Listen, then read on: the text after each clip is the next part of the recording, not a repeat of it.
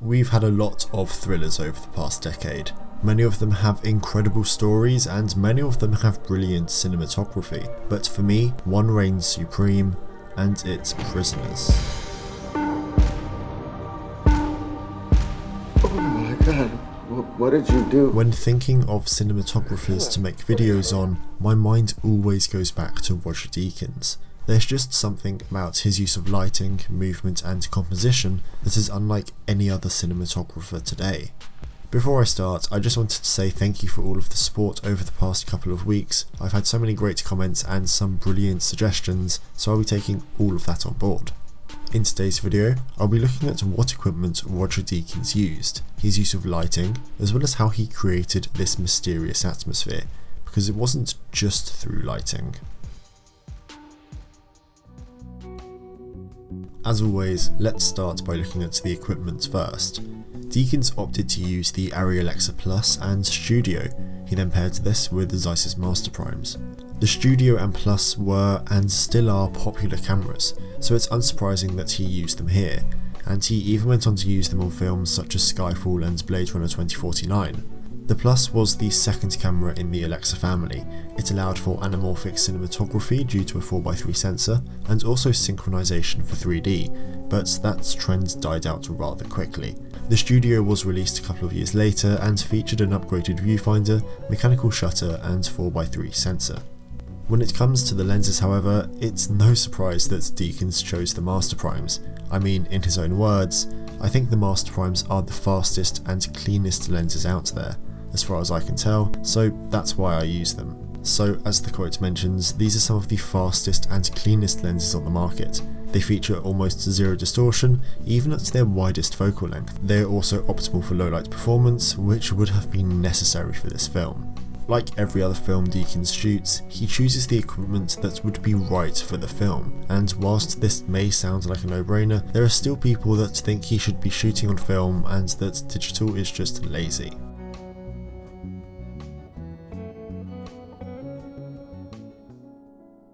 Out of all of the films I've seen that have been shot by Deakins, the lighting in Prisoners has to be some of the most remarkable.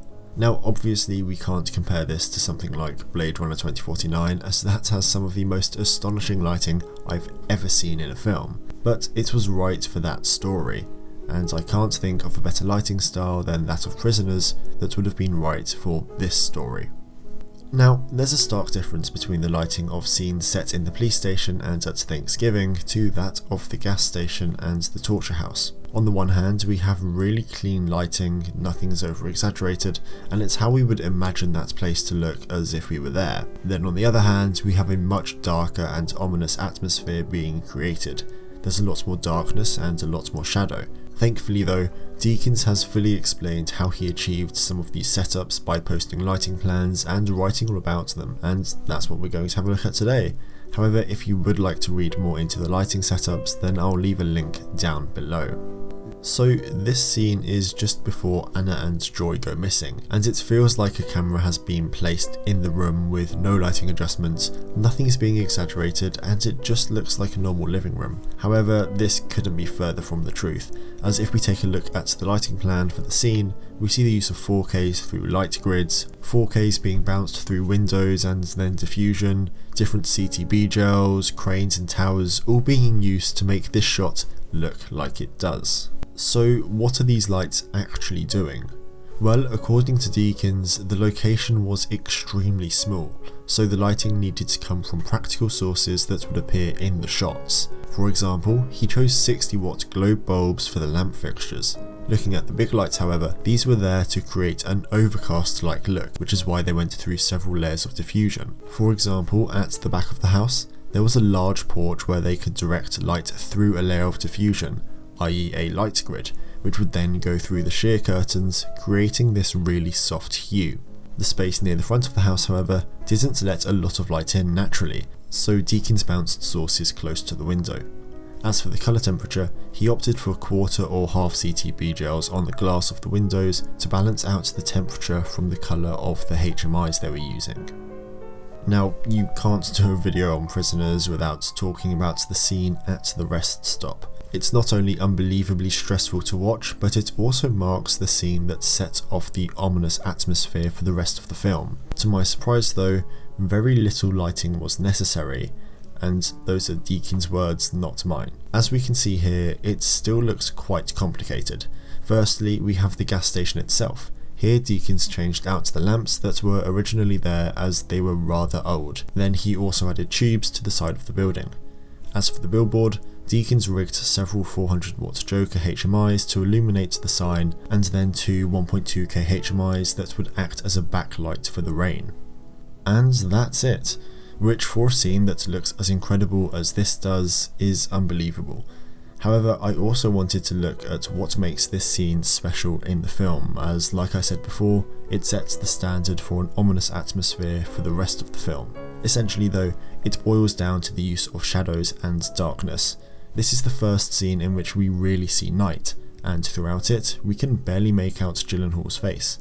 Once we move closer to the RV, however, we only see what his character wants us to see. It doesn't feel right to describe this scene as dark though, apart from the subject matter. So in the words of Eric Messerschmidt, it's not dark, it's rich. No, he's high or something. He's fucking guy in the car.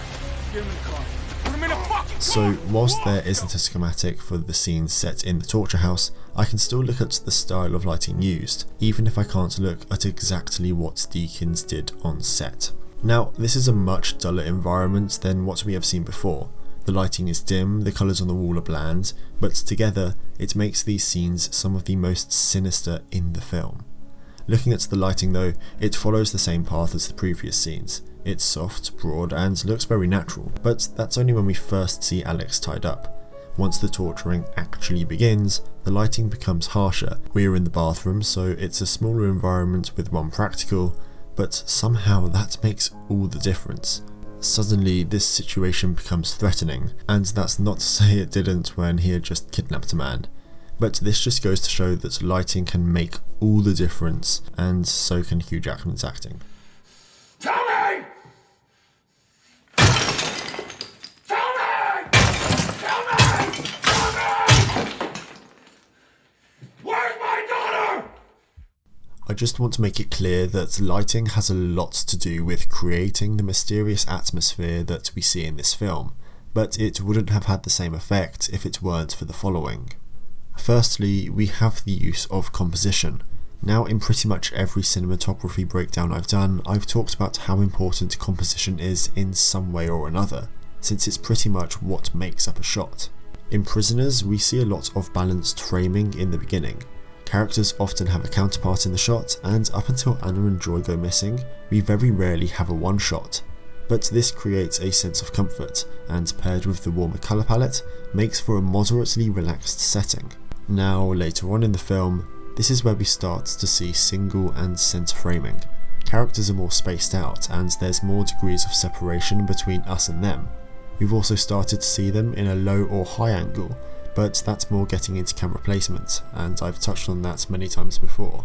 But simply put, low angles create authority in a character, and a high angle creates vulnerability. Those are very simplified terms though, so I'd look into it on a case-to-case basis.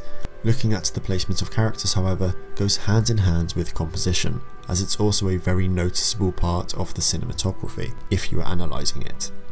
So the aspect that stands out to me is the use of depth with the characters. Now, on the one hand, this could just be to make the shots a bit more interesting, but it could also be to show power in a scene.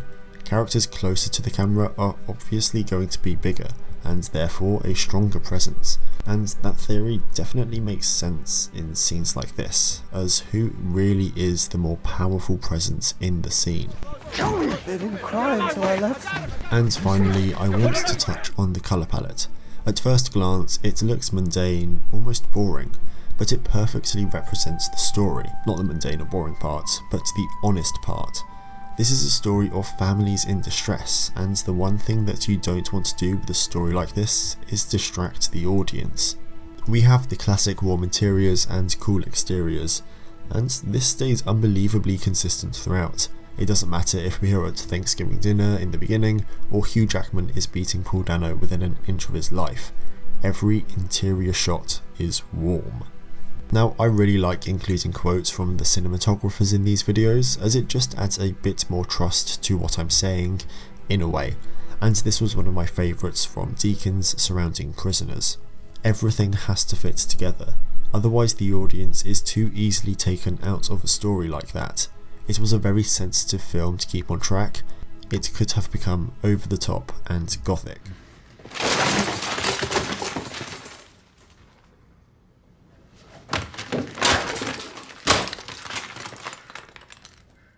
Overall, this film is why I think Deakins is regarded as one of the best cinematographers of all time.